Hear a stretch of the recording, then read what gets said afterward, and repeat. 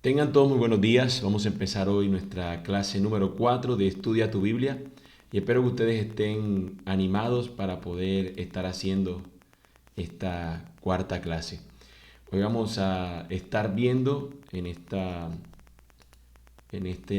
tiempo, vamos a estar viendo el significado. Recuerden que estamos viendo el método Costa, ¿no?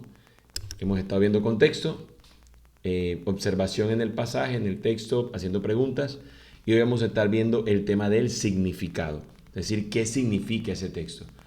Podríamos llamar al significado como la mente del autor, vamos a entender la mente de ese autor o el argumento que el autor nos está transmitiendo. Así que teniendo eso en cuenta, ¿qué significa? Es qué nos quiere comunicar el autor o qué estaba comunicando el autor más bien en ese tiempo a quienes él era su audiencia a la que le estaba hablando. Estuvimos viendo que en el pasaje que estábamos en el Salmo 32, ¿no? Estuvimos observando que hay un contexto, estuvimos observando que había un cambio de voz, donde hablaba Dios, donde hablaba David, estaba hablándole a Dios y también David le iba a hablar a una audiencia particular. Todavía no ha llegado nuestro tiempo, todavía no hemos llegado a la parte final que es la aplicación a nuestras vidas, sino que ahora vamos a ir al significado, ¿ok? De esto que hemos observado, ¿qué significa? ¿Cuál es el mensaje que nos quiere comunicar? Y es lo que vamos a estar aprendiendo juntos en la mañana de hoy. Entonces, antes de ir al desarrollo de nuestro tema del día de hoy, vamos a revisar la tarea. Esta es la previa. Vamos a recordar lo que yo les dejé ayer como tarea, que nos va a ayudar mucho a lo que vamos a ver el día de hoy. Básicamente fue esto lo que yo les pedí. Escriban una sola frase, máximo 20 palabras, que resuma de qué nos quiere convencer el Salmo. Este es Salmo 32. Y eso lo llamamos como el argumento, que es lo que vamos a buscar. El significado tiene que ver con un argumento, con una frase que destaca algo que nos quiere estar mostrando el texto. Así que, por favor, tomen este tiempo para ustedes estar escribiendo allí lo que viene siendo el argumento del pasaje. Tomen este tiempo, aprovechen ahí en el chat, escríbanlo, cópienlo si lo tienen en algún lugar pegado, péguenlo allí, pero puedan ustedes estar allí anotando de qué trata, que según lo que yo estuve viendo, de qué trata este salmo, qué nos quiere estar enseñando. Así que tome ese tiempo para estar haciéndolo. Mientras usted está escribiendo, escúcheme lo que le voy a decir. Es muy bueno y quizás dos razones importantes que usted se despierte al horario que hemos quedado para hacer esto, que era de 5:36. Ya los que lo vean después, pues bueno, ya no estuvieron en el tiempo, en este horario. Pero ha sido bueno de que usted haya podido estar haciéndolo estos días a este horario, precisamente por una de las razones es que puede participar en el chat y podemos estar allí interactuando de una u otra manera. Si hay alguna pregunta, algo que quiera usted agregar, decir, puede hacerlo allí. Y número dos, usted va a tomar el hábito de levantarse a las 5:36 para aprender la palabra del Señor, para estar estudiándola juntos. Así que por dos razones, podrían ser más, pero al menos estas dos razones nos van a servir a nosotros o nos van a ayudar a nosotros este despertar temprano. Así que les animo a ello. Como saben, además de poder nosotros llegar a este argumento, podemos aprender juntos de lo que implica el que un texto tenga un argumento, tenga un significado. Ahorita vamos a pulirlo a lo largo que vayamos a ver el desarrollo. Lo que usted escribió lo vamos a contrastar con lo que vamos a seguir desarrollando. Así que para continuar, después de usted haber tomado ese tiempo para escribir allí lo que usted entiende que es el argumento o esta frase en 20 palabras de lo que trata el Salmo, veamos entonces con esta idea que quiero darle a usted en qué consiste o por qué es importante encontrar el significado de un texto. Pensemos en el intérprete de un presidente. Pensemos por un momento al presidente de una nación que ha dado un discurso durante más de 30 minutos acerca de la crisis económica que está teniendo su país. El presidente se para al frente y lo dice. Ahora, después de haber comunicado eso, la gente quiere respuestas del presidente. Entonces él envía a su vocero presidencial, que va a ser su intérprete. Imagínense que después de dar él toda esta información acerca de la crisis económica que está teniendo su país, venga un intérprete y diga así: el discurso fue muy bueno, muy emotivo. Sentí que él nos ama mucho, nuestro presidente. Y además que el podio, este que está él aquí tocando, este púlpito, era de madera y es madera buena. Usted diría, ¿qué está diciendo este tipo? No tiene nada que ver con lo que estamos comunicándonos el presidente, lo que está diciendo este vocero. Lo que él nos está diciendo no tiene nada que ver. Ahora, muy distinto sería si el vocero diría algo como: el presidente argumentó que debido a la inflación debemos recortar gastos ahora para evitar una quiebra futura. Es decir, está resumiendo, en pocas palabras, lo que quiso decir ese presidente en medio de esa crisis económica que están viviendo. Entonces, evidentemente sabemos que la persona que fue fiel a lo que dijo su presidente es el del segundo ejemplo. Nosotros somos como voceros del Señor, somos como embajadores, nos dice la Escritura. Así que estamos tomando sus palabras para decirle, en este caso, ya sea que usted se la vaya a aplicar esa palabra a otra persona o a su misma alma, usted necesita hacerlo de manera fiel. Tenemos que hacerlo de manera fiel. La pregunta que debemos hacernos, o lo que debemos ser capaces de poder descubrir, es: ¿cuál es el argumento que el Espíritu Santo le inspiró a este autor, en este caso a David? ¿Qué fue lo que lo quise decir? Y deberíamos tenerlo, la posibilidad de hacerlo en una sola frase, porque así nos va a ayudar a recordar de qué trata este texto que acabo de leer. Entonces, no solamente lo que hemos escuchado, sino lo que usted ha estado estudiando acerca de ello. Así que, habiendo tenido esta ilustración y entendiendo hacia dónde nos estamos viendo nuestra enseñanza, pasemos entonces al desarrollo de este mismo tema, desarrollo de nuestra clase. Para llegar al significado, nosotros necesitamos seguir manteniendo la misma línea de la disciplina que se requiere para estudiar la palabra del Señor. Se requiere de que nosotros seamos disciplinados en el estudio de la palabra del Señor. No es aquí hacer una especie de lluvia de ideas, sino descubrir qué es lo que el autor nos está comunicando. Y ustedes ya estuvieron viendo junto conmigo cómo podemos ver la estructura que está teniendo el texto, cómo él va moviéndose de una expresión, de una intención a otra, cómo empieza a mostrar que hay una felicidad, una dicha.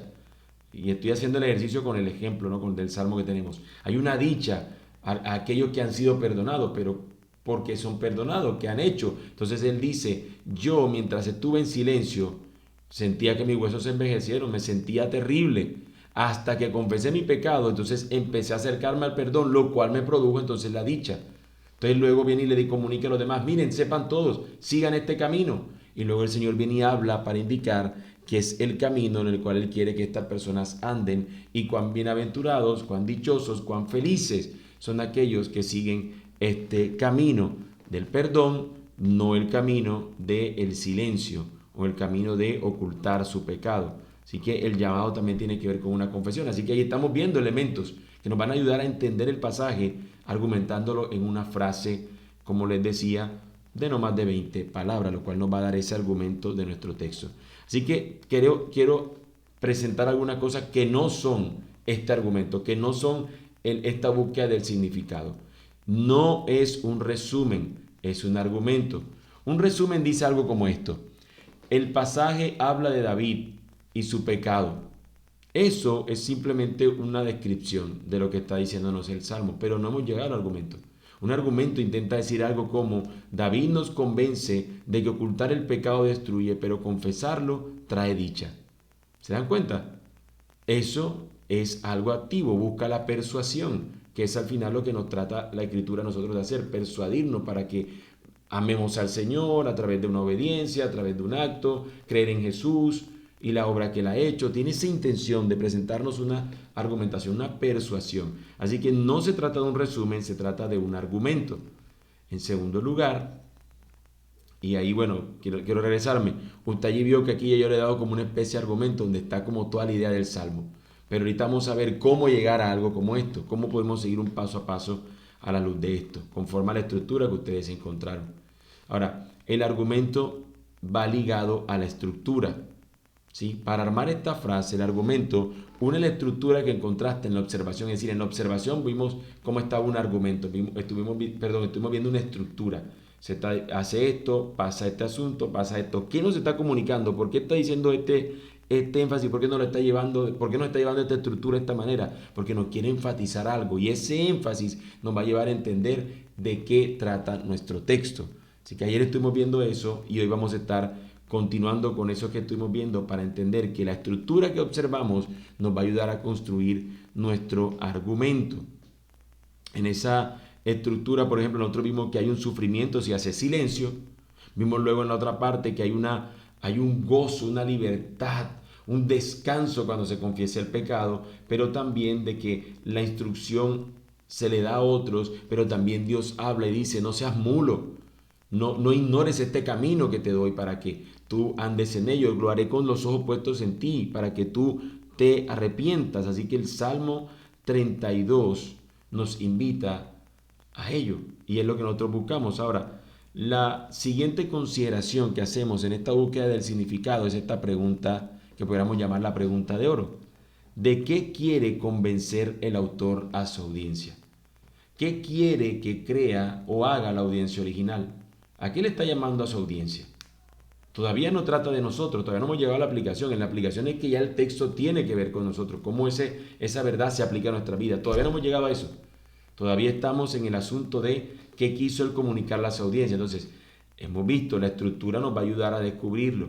No es un resumen, es un argumento, es algo sólido. Entiendan, el argumento no es simplemente decir lo que se está viendo allí por encima, sino que de eso que estamos viendo en la superficie, ¿qué realmente nos quiere comunicar para convencernos, para persuadirnos? Y esto es lo que está diciendo el autor, que nos está comunicando, ya lo hemos visto. Hay gozo cuando se recibe perdón, ok, tengo esa idea. Pero él dice que mientras se cayó, sus huesos se envejecieron, estaba mal. Pero entonces lo que él hizo fue confesar su pecado. Ok, entonces estaba mal porque no había confesado su pecado. Cuando lo confesó, recibió perdón y por ese perdón tiene dicha. Entonces ya hemos visto entonces con eso que estuvimos viendo simplemente por observación y vemos la estructura del pasaje, cómo se está desarrollando, encontramos qué nos quiere enseñar David. ¿O qué le quiere enseñar David? A su audiencia, a qué los está llamando. Luego los llama a que hagan esto. Y luego Dios habla para confirmar, es la manera como yo espero que ustedes actúen. Y habrá gozo, no seas mulo, no te sigas empecinando en no arrepentirte, ve al Señor. Entonces, eso es lo que nos tenemos que preguntar, ¿qué quiere que crea o que haga la audiencia original? Entonces, habiendo dicho todo esto, vamos a intentar aplicarlo a el salmo que estamos viendo, ¿ok? Vamos a intentar aplicarlo, que he ido mencionando algunas cosas evidentemente del texto. Este es el laboratorio bíblico, usando nuestro texto. Entonces, en el Salmo nosotros podemos ver lo siguiente. Esto es conforme a la estructura que usted se dio cuenta, ¿ok? Esto no estoy inventando la nueva. Aquí yo le puse simplemente fue unos nombres, ¿ok?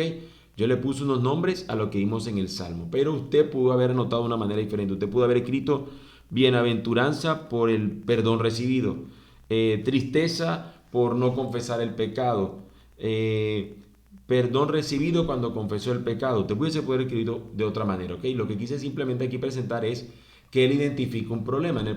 En el texto se nos identifica un problema, ¿ok? Hay un problema allí que se está presentando. Y luego hay una solución que también identificamos en el texto. Entonces el problema es, estuvo en pecado, no confesó su pecado.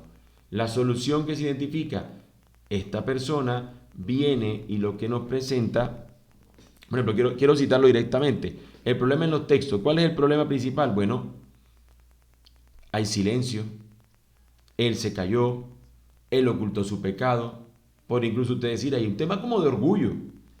Puede caber, aunque no lo diga ahí directamente, ¿no? Ahora, ¿cuál es la solución que nos presenta el texto? Bueno, el versículo 5 nos lo dice. ¿Qué nos dice? Confesar, hablar, declarar. Entonces, a un problema hubo una solución. Usted pudo escribirlo así, o usted pudo haber simplemente dicho, bienaventurado el perdonado, David estaba en un problema que no confesó su pecado y se sentía mal por eso. David luego pidió perdón al Señor y cuando recibió el perdón, viene y tiene esa dicha. Ya veo, las mismas, otras palabras, otra forma, pero a través de la estructura que usted fue descubriendo, llegó al mismo resultado. ¿Cuál es el resultado que nos indica el texto conforme a esta solución que da el mismo texto? Bueno, lo que ven en los versículos 1 y también en el versículo 11. Bienaventuranza, gozo, alegría, perdón al que se arrepienta, al que confiesa su pecado. Entonces, si uniéramos lo que fue el problema con la solución y con el resultado que vimos en el texto, allí nosotros si ensamblamos todo esto podemos tener un argumento. Yo espero que no te estés enredando, ¿ok? Una vez más, yo utilicé aquí palabras para presentar. Hay un problema que se identifica en el texto. Hay una solución que nos presenta el texto y hay un resultado que identificamos en el texto. Luego vamos a ensamblar todo eso para que nos dé el entendimiento, el significado de nuestro texto. Una vez más, tú lo habrías hecho o seguramente lo hiciste utilizando otras palabras o teniendo en cuenta otras cosas. Te fuiste a la bienaventuranza porque así es como empieza. Viste que David estuvo señalando que estuvo mal, terriblemente mal por no confesar su pecado. Luego nos presenta que cuando confesó el pecado se sentía muy contento y luego nos presenta cómo Dios habla para decirnos que este es el camino en el cual Él quiere que andemos y que no seamos mulos. En lugar de como ese animal que no pide esta atención, nosotros atendamos a que este es el camino y cuán bienaventurados somos por ello. Entonces, es la misma forma, solamente una vez más yo le quise poner aquí estos nombres, estos elementos, ¿ok? Ahora, luego teniendo en cuenta todo eso, intentemos unirlo para ver de qué trata entonces el Salmo, qué nos está queriendo comunicar, para que no nos inventemos ninguna otra idea o alguna otra solución. Por ejemplo, en el intento 1, que es muy simplista o muy simple, y va a dejar elementos afuera. Usted puede decir, debemos confesar para ser felices. Debemos confesar el pecado para ser felices. Queda muy, no solamente simple, sino que deja muchos elementos por fuera. Se queda muy corta porque faltan más detalles. Ahora, en un segundo intento, pudiéramos agregarle un poco más de carne, ¿no? David enseña que el silencio trae dolor y la confesión trae perdón. ¿Ok?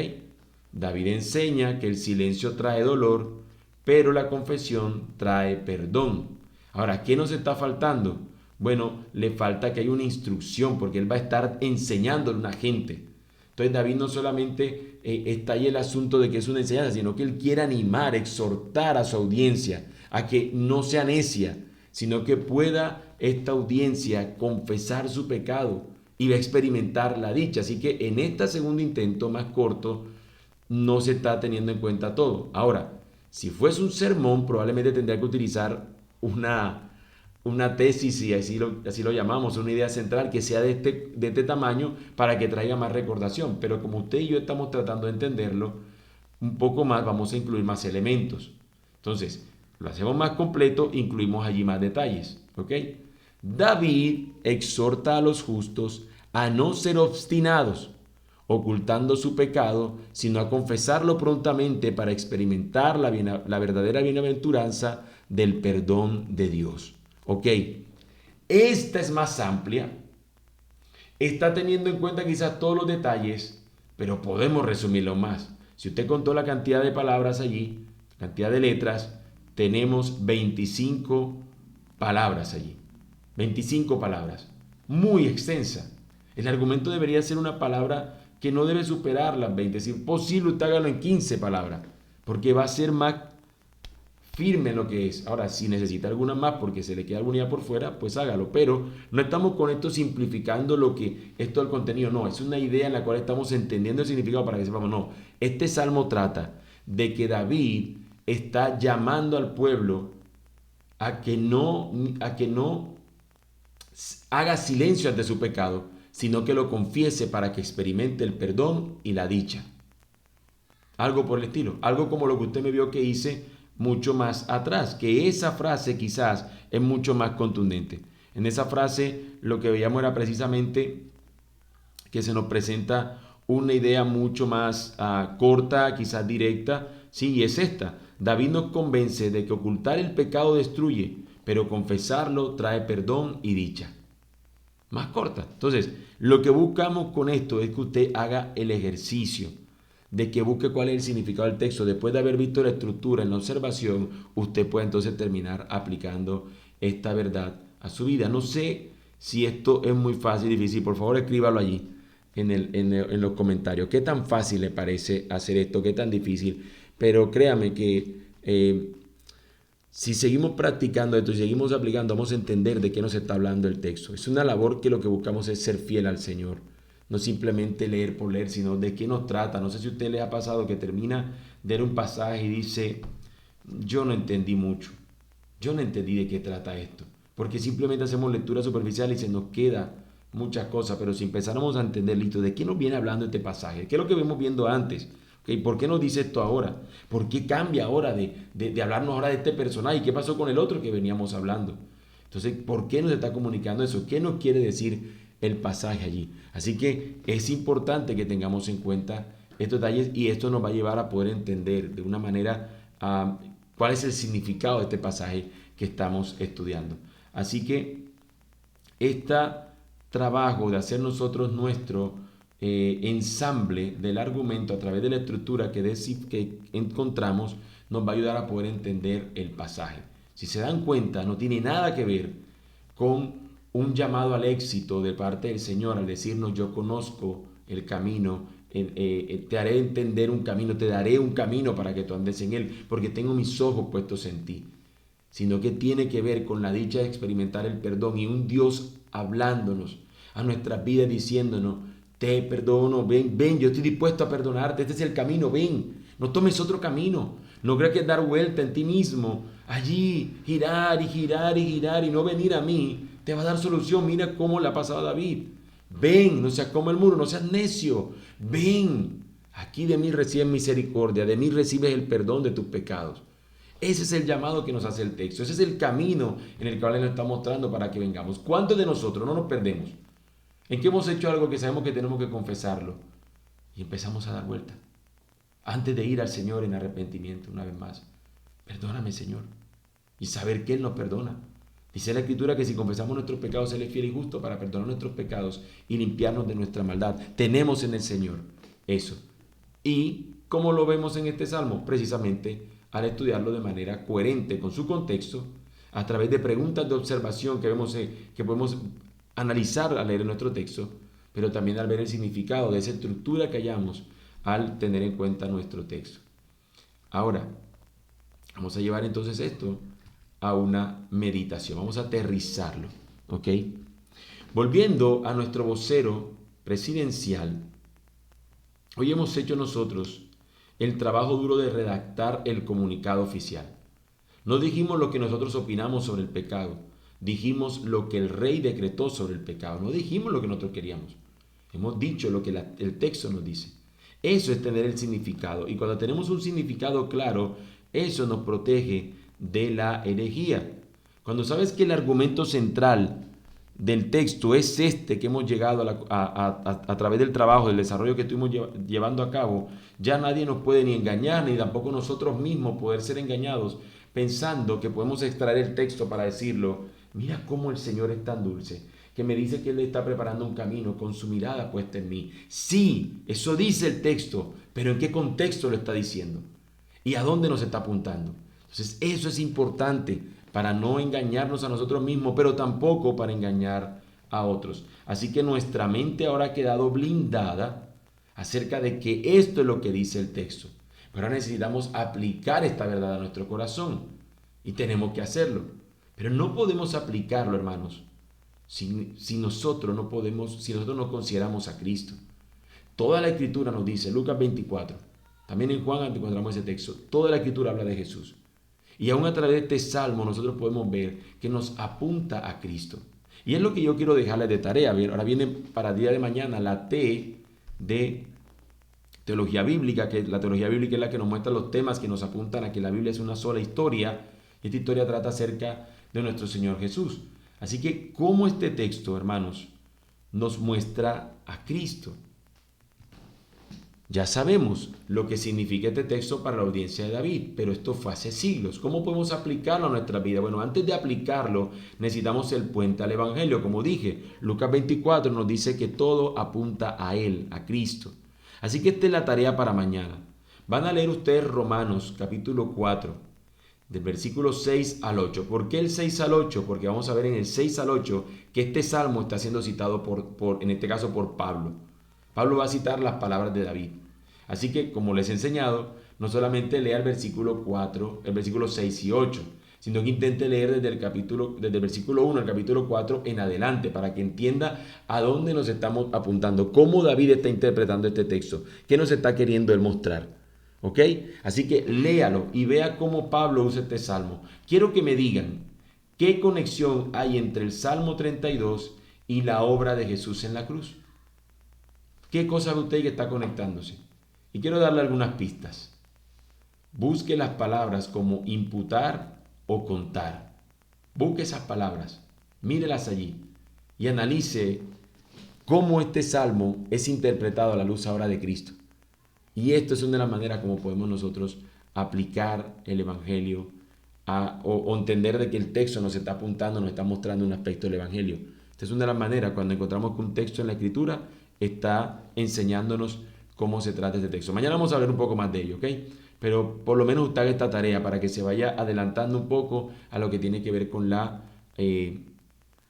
ver el Evangelio en el pasaje en el que nos encontramos. No importa si es el Antiguo o el Nuevo Testamento. No importa si es una carta o es un libro profético. Cristo es expresado, o al menos el Evangelio de nuestro Señor Jesucristo, su vida y obra, está expresado en las páginas del libro que nosotros estemos leyendo. Así que es importante que podamos hacerlo. Quizás esta es de las partes más difíciles de nosotros percibirlo, de hacer una correcta conexión con el Evangelio, pero esperamos y confiamos en que el Espíritu Santo nos ilumine, nos guía para poder ver a Cristo en las páginas de la palabra de Dios.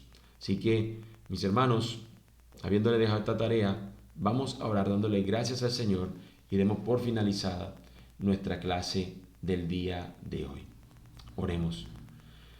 Bendito y buen Señor, te damos gracias por tu inmensa misericordia y bondad. Gracias, Señor, por guiarnos a través del estudio del día de hoy. Quizás, Señor, todavía tenemos muchas cosas que vemos muy difíciles, quizás algunas no se entienden tanto, o quizás sí, no lo sé, Señor, tú, a pesar de mí, Señor, tú guías a tu pueblo, y confío, Señor, que tú le guiarás para que en lo que ellos anhelan sensatamente estudiar de tu palabra, Señor, tú les ayudes, Señor, tú les guíes. Ayúdame a ser un guía, Señor, fiel, pero también a mis hermanos, Señor, que sean estos que te siguen a ti fielmente. Así que te pido, mi Señor, ayúdanos a todos a poder estudiar tu palabra y crecer, Señor, en el estudio de ella y aplicarla de manera coherente también a nuestras vidas. Es en Cristo Jesús que te pedimos todas estas cosas, oh Dios eterno. Amén y amén. Hermanos míos, el Señor les bendiga y que tengan un resto de día donde glorifiquen al Señor con todo lo que hagan. Un fuerte abrazo. El Señor les bendiga a todos.